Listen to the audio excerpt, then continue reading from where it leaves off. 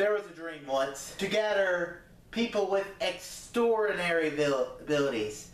So when New York needed them, that they would come together when we needed them most. Wait, wrong one.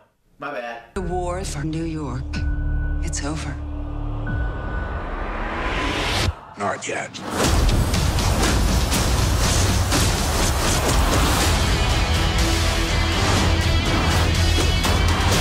Nice ears. They're horns. The Defenders, Season 1. Alright, so The Defenders is a show which is the collation of, I'm going to say, the Marvel Netflix's Phase 1 of their TV shows.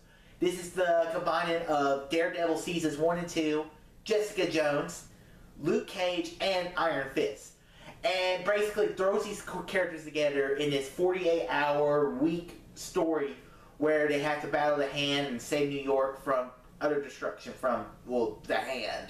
So what I really liked about this show was I just love seeing these characters again. I didn't care for Iron Fist Season 1.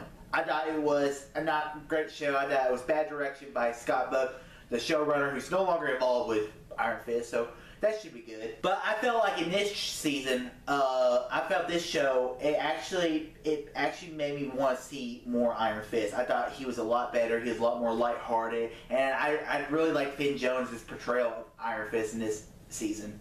And then, but basically, the first 2 episodes, it's basically right where we left off of their shows.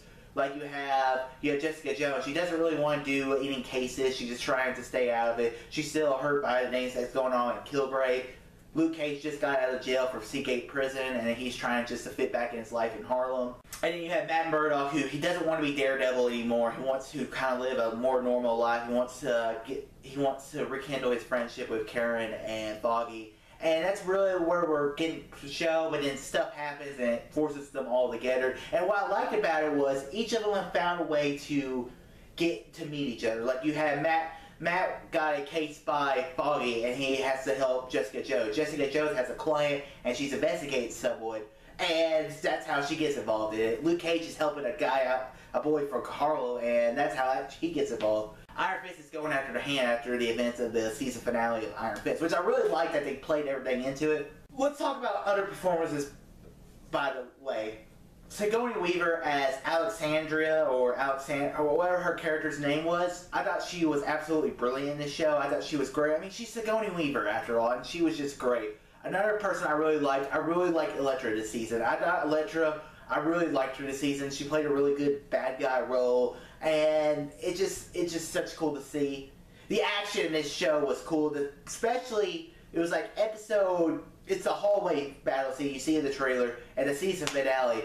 The season finale, they're all 4 fighting, and you're just turned around. It's like watching the Avengers for the first time. My only negative of this show is some of the support characters are just kind of there, and they're just kind of there because they have to be there because they're support characters for their own shows. Like, first off, like you had the only character I really support, the only support characters I really liked them being there was one, I really like Colleen. Colleen was the standout performance in Iron Fist, and I thought she nailed her performance in this show, and her involvement in the Defenders made sense for me. And then the performance of Foggy. Sometimes Foggy was forced in there just to try to force Matt not to go down this rabbit hole of life he's been doing. But what I love about Foggy was the first moment you see him is not with Matt Murdock. You see him as he's the lawyer to Luke Cage. I love some of the lawyer scenes you see in this show. I really love that. But some of the other characters like Trish, I thought Trish was just kind of there. Malcolm was kind of there.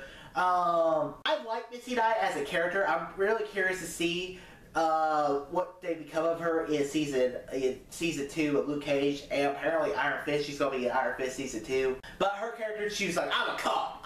That's what I do. I help people. I'm a cop. So that's just real. We're getting you're a cop. We don't need any more of that. Overall, it was such a great experience watching this show. It was great seeing these 4 characters together, and I hadn't seen Jessica Jones in a while, and I'm looking forward to the second season of Jessica Jones.